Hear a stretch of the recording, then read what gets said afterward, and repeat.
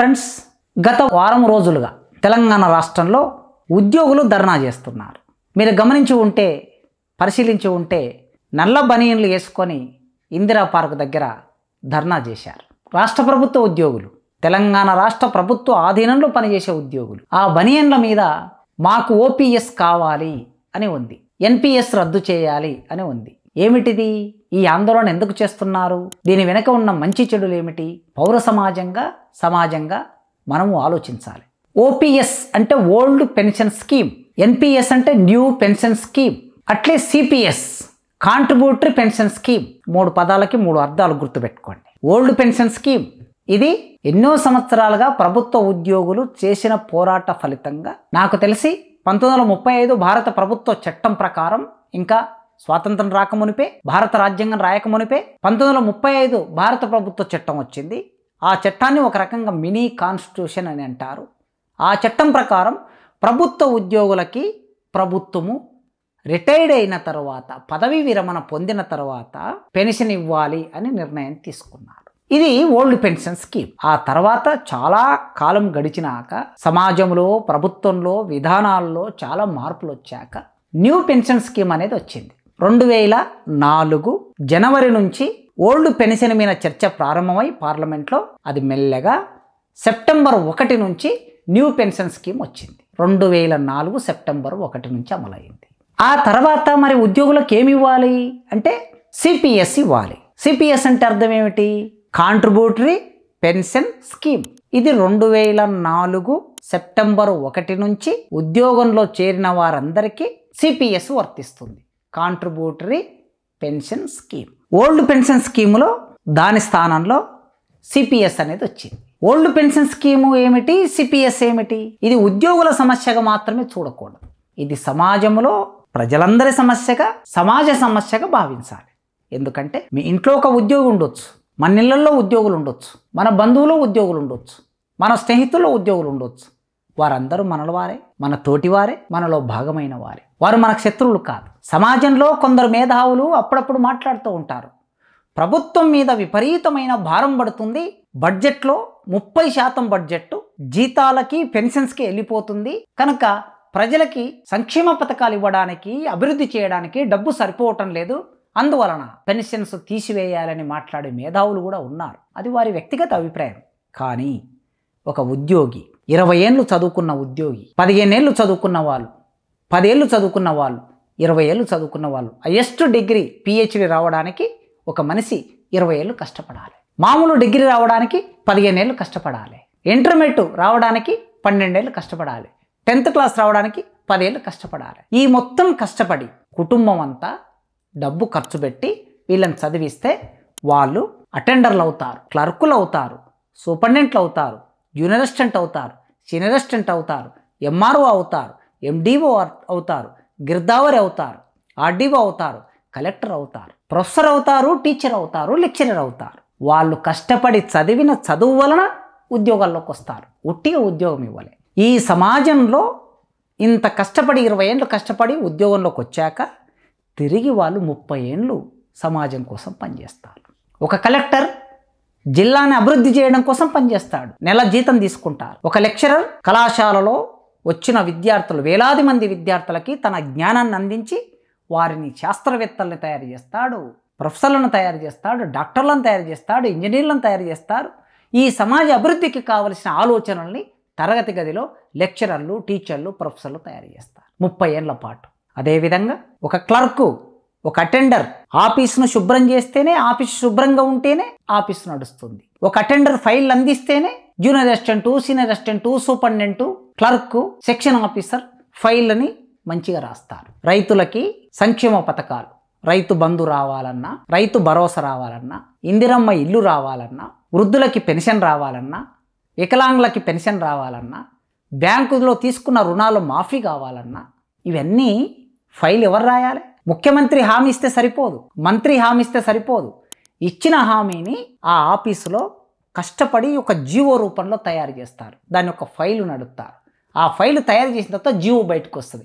ఆ జీవో బయటకు వచ్చిన తర్వాత అది అమలవుతుంది. అమలైనప్పుడు మీకు సంక్షేమ పథకాలు, సమాజానికి కావలసిన అవసరాలు తీరుతూ ఉంటాయి. ఇట్లా 30 సంవత్సరాలు వారు ప్రభుత్వ ఆధీనంలో ఉద్యోగం చేస్తూ ఉంటారు. తమ సమయాన్ని ఉదయం 10 గంటల నుంచి సాయంత్రం 5 గంటల వరకు 8 గంటలు తమ సమయాన్ని సమాజం కోసం కేటాయిస్తారు. కుటుంబాలని వదిలేసి సమాజానికి సమయాన్ని ఇస్తారు. అందుకే 30 ఏళ్ల తర్వాతనో 20 ఏళ్ల తర్వాతనో 25 ఏళ్ల తర్వాతనో 35 ఏళ్ల తర్వాతనో వాళ్ళు రిటైర్డ్ అవుతారు. రిటైర్డ్ అయిన తర్వాత అప్పటి వరకు నెల నెల వచ్చే జీతం ఆగిపోతుంది. ఆ నెల నెల వచ్చే జీతంతో ఏం చేస్తారు? పిల్లల్ని చదివించుకుంటారు. అనారోగ్య సమస్యలు వస్తే వైద్యం చేయించుకుంటారు. తల్లిదండ్రులని బతికిస్తారు. ఇంకా వాళ్ళకి కావలసిన అవసరాలు తీర్చుకుంటారు. చివరికి రిటైర్డ్ అయిన తర్వాత చేతిలో పైసలు లేకుండా కూడా రిటైర్డ్ అయ్యే ఉద్యోగులు చాలామంది ఉంటారు. మరి వారు రిటైర్డ్ అయిన తర్వాత ఎలా బతకాలి? నెల నెల జీతం వచ్చేది ఆగిపోతుంది కదా. అందుకే ప్రభుత్వం 30 సంవత్సరాలు వాళ్ళ శ్రమని, వాళ్ళ ఆలోచనల్ని, వాళ్ళ శారీరక కష్టాన్ని ఈ సమాజం కోసం ఖర్చు చేశారు గనక రిటైర్డ్ అయిన తర్వాత కూడా ఆ ఉద్యోగులని కాపాడుకోవాల్సిన బాధ్యత, చూసుకోవాల్సిన బాధ్యత, గౌరవంగా ఉంచవలసిన బాధ్యత సమాజాందే, సమాజం బాధ్యతనే. ఎందుకంటే వాళ్ళు సమాజం కోసం పనిచేశారు గనక, వాళ్ళు ప్రభుత్వం కోసం పనిచేశారు గనక, సమాజం కోసం పనిచేశారు గనక, ప్రజల కోసం పనిచేశారు గనక ప్రభుత్వం వారిని గౌరవంగా చూసుకోవడం బాధ్యత అని ఆనాటి బ్రిటిష్ ప్రభుత్వమే పెన్షన్ స్కీమ్ను అమలు చేసింది. రిటైర్డ్ అయిన తర్వాత ఆ రిటైర్డ్ అయ్యే రోజు ఆ ఉద్యోగి జీతం 50,000 ఉంటే 50,000లో నుంచి 25,000 పెన్షన్గా ఫిక్స్ చేసి నెల నెల 25,000 ఇస్తారు. వాళ్ళు ముసలి వాళ్ళు అవుతారు కదా. 30 ఏళ్ళు పనిచేసి భార్యాభర్త ఉంటారు. కుటుంబంలో ఎవరు వాళ్ళని చూసుకోకపోతే, పుట్టిన పిల్లలు కూడా చూసుకోకపోతే ఎలా బతికేది? అందుకే ఆ వచ్చే 25,000తో లేదా 50,000తో 30,000తో వారి జీవితం గడపడం కోసం ప్రభుత్వం పెన్షన్ ఇచ్చేది. దీనినే ఓల్డ్ పెన్షన్ అంటారు. మరి ఏం జరిగిందో ప్రభుత్వాలలో, ఏం మార్పులు వచ్చాయో? ప్రపంచ బ్యాంకు దగ్గరికి వెళ్ళారు, అప్పులు తెచ్చుకున్నారు. రాజీవ్ గాంధీ వెళ్ళాడు, మన్మోహన్ సింగ్ వెళ్ళాడు, వాజ్పేయి వెళ్ళాడు, మోడీ గారు వెళ్తున్నారు. ఈ ప్రధానమంత్రులందరూ ప్రపంచ బ్యాంకు దగ్గరికి వెళ్ళి అప్పులు తెచ్చుకొని ప్రభుత్వాన్ని నడపలేమని ఉద్యోగులకిచ్చే పెన్షనే అతిపెద్ద భారంగా మారి ఆనాటి కాంగ్రెస్ ప్రభుత్వం 2004లో కేంద్రంలో కాంగ్రెస్ ప్రభుత్వం అధికారంలో ఉంది. మన్మోహన్ సింగ్ ప్రధానమంత్రిగా ఉన్నాడు. మన్మోహన్ సింగ్ ప్రపంచ బ్యాంకులో పనిచేసి ఇచ్చాడు. అందుకే ఆనాడు వాళ్ళు తీసుకున్న నిర్ణయం ఓల్డ్ పెన్షన్ స్కీమ్ తీసేసి న్యూ పెన్షన్ స్కీమ్ తీసుకొచ్చారు. దానినే సిపిఎస్, కాంట్రిబ్యూటరీ పెన్షన్ స్కీమ్.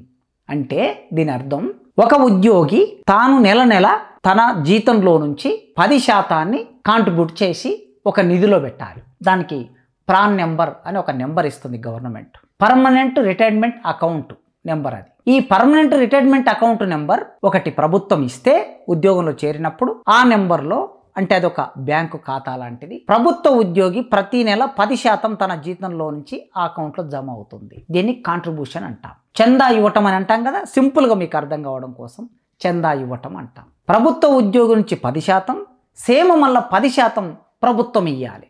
దీన్ని ప్రభుత్వ పరిభాషలో ఎంప్లాయర్ అంటారు.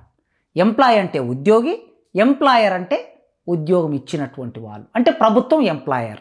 ఈ ఎంప్లాయీ 10% ఇస్తే ప్రభుత్వం మరో 10% ఇస్తుంది. ఈ 20%ని ఒక దగ్గర పెట్టి ప్రభుత్వం దాన్ని తీసుకెళ్ళి పెట్టుబడులుగా పెడుతుంది. అమెజాన్ కంపెనీలో పెట్టొచ్చు, టాటా గ్రూప్లో పెట్టొచ్చు, రాంకీ గ్రూప్లో పెట్టొచ్చు, ఆదాని గ్రూప్లో పెట్టొచ్చు, బిర్లా గ్రూప్లో పెట్టొచ్చు, అంబానీ గ్రూప్లో పెట్టొచ్చు.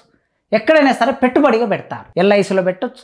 ఈ పెట్టుబడి తీసుకెళ్ళి పెడితే ఉదాహరణకి 10%, 10,000 ఉద్యోగివి, 10,000 ప్రభుత్వాన్ని, 20,000 అయ్యాయనుకోండి. 20,000 తీసుకెళ్ళి పెట్టుబడి పెడతారు. ఈ పెట్టుబడి పెట్టినప్పుడు లాభాలు వస్తే 25,000 లాభం వచ్చిందనుకోండి సంవత్సరానికి, ఆ 25,000 ఉద్యోగి ఖాతాలో జమ అవుతాయి. అట్లా ప్రతి సంవత్సరం 5,000, 5,000, 10,000, 20,000 జమై చివరికి రిటైర్డ్ అయినప్పుడు అవి ఒక 10 లక్షలు, 5 లక్షలు, 20 లక్షలు అవుతే వాటిని లంసముగా ఉద్యోగికి ఇస్తారు. ఇది కాంట్రిబ్యూటరీ పెన్షన్ స్కీమ్. మరి పెట్టుబడి పెట్టినప్పుడు లాభాలు రాకపోతే నష్టాలు కూడా వస్తాయి కదా. స్టాక్ మార్కెట్లో పెట్టుబడి పెడతారండి. స్టాక్ మార్కెట్లో పెట్టుబడి పెట్టి వాటిని కొంటారు, షేర్స్ కొంటారు. డమేల్న షేర్స్ పడిపోతాయి. 10,000 పెట్టి కొంటారు, అది 5,000కి వస్తుంది. మరి అప్పుడేంటట? ఇది సమస్య. అంటే ప్రభుత్వ ఉద్యోగిని లాభ నష్టాల్లో బేరీజ్ వేసి పెట్టుబడిలో వచ్చిన లాభాల ఆధారం చేసుకొని పెన్షన్ ఇవ్వటము అనేది ఇది సరైన పద్ధతి కాదు అని ఉద్యోగస్తులు అడుగుతూ ఉన్నారు. అందుకే మాకిచ్చిన కాంట్రిబ్యూటరీ పెన్షన్ స్కీమ్ను తీసేసి, అంటే న్యూ పెన్షన్ స్కీమ్ 2004 సెప్టెంబర్ 1వ తారీఖున నుంచి అమలైన పెన్షన్ స్కీమ్ను తీసివేసి ఓల్డ్ పెన్షన్ స్కీమే ఇవ్వాలి అని వాళ్ళ డిమాండ్. ఈ డిమాండ్ గత 20 ఏళ్లుగా నడుస్తూనే ఉంది. అయితే ఇటీవలి కాలంలో కాంగ్రెస్ పార్టీ తన ఎన్నికల మేనిఫెస్టోలో కొన్ని రాష్ట్రాల్లో పెట్టింది, మేము అధికారంలోకి వస్తే ఓల్డ్ పెన్షన్ స్కీమ్ ఇస్తాము అని. అట్లా వాళ్ళు కొన్ని చోట్ల ఒక రాష్ట్రంలో అనుకుంటా ఓల్డ్ పెన్షన్ స్కీమ్ అమలు చేశారు. అందుకే తెలంగాణలో కూడా అధికారంలోకి వచ్చిన Congress party old pension scheme ఇవ్వాలి అని ఈ డిమాండ్ ముందుకొచ్చింది. ఇది ఈ పార్టీ ఆ పార్టీ, ఈ రాష్ట్రం ఆ రాష్ట్రానికి సంబంధించిన సమస్య కాదు.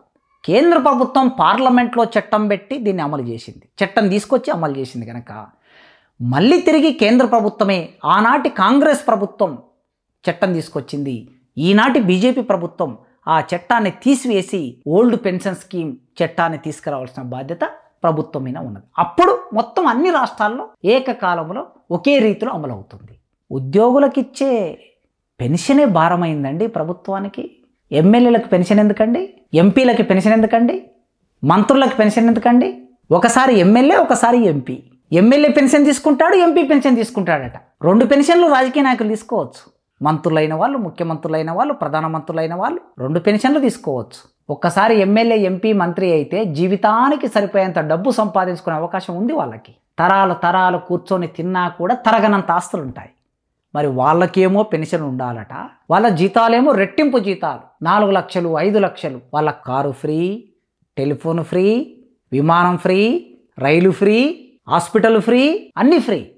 ఒకవైపు అన్ని ఫ్రీ పొందుతూ మరోవైపు 4 లక్షలు, 5 లక్షల జీతాలు పొందే ఎమ్మెల్యేలు, ఎంపీలు ఉన్న చోట 30 ఏళ్ళు తమ మేధస్సునంతా కరిగించి సమాజం కోసం పెట్టిన వారికి పెన్షన్ ఇవ్వటం అనేది ప్రభుత్వానికి అంత భారమైందా? అప్పరంగా కంపెనీలకి నష్టం వచ్చిందని 1000 కోట్లు మాఫీ చేస్తున్నారు.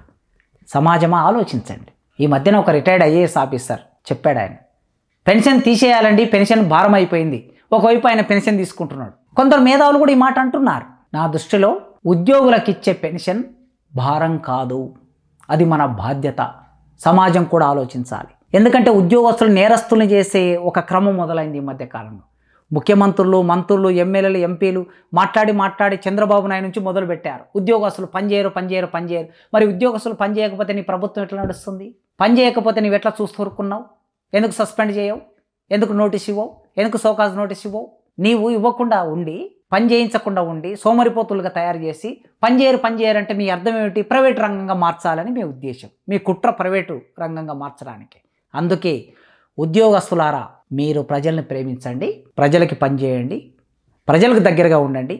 ఈ రాజకీయ నాయకులు ఎప్పుడు కూడా మనల్ని నేరస్తులుగా చేయడానికి ప్రయత్నం చేస్తూ ఉంటారు. అందుకే ప్రజలు మన వెంట ఉన్నంత కాలం ఈ రాజకీయ నాయకులు ఏం చేయలేరు. ఉద్యోగస్తులు ఓల్డ్ పెన్షన్ స్కీమ్ కావాలని పోరాటం చేస్తున్నప్పుడు మనకు మద్దతుగా పౌర సమాజం కూడా వచ్చినప్పుడే అది మనకు సక్సెస్ అవుతాం, లేకపోతే సాధ్యం కాదు. నేను ఒక ఉద్యోగస్తునే అనుకుంటా. నేనేమనుకుంటానంటే, బహుశా తెలంగాణ అంటే ఉమ్మడి ఆంధ్రప్రదేశ్ రాష్ట్రంలో 2004 జూలై 24వ తారీఖు నాడు నేను ఉద్యోగంలో చేరాను. 2004 జూలై 24వ తారీఖు. ఆగస్టు నుంచి సెప్టెంబర్ 1 నుంచి జీవో వచ్చింది. ఆగస్టు నుంచి ఆటోమేటిక్ ఆగిపోయింది ఓల్డ్ పెన్షన్. అంటే నేను ఉద్యోగంలో చేరిన 6 రోజుల తర్వాతి నుంచి ఓల్డ్ పెన్షన్ ఆగిపోయింది. అంటే ఒక రకంగా నేను అదృష్టం దురదృష్టం నమ్మను, కానీ ఓల్డ్ పెన్షన్ స్కీములో ఉన్న చివరి ఉద్యోగిని నేనే కావచ్చేమో ఉమ్మడి ఆంధ్రప్రదేశ్ రాష్ట్రంలో.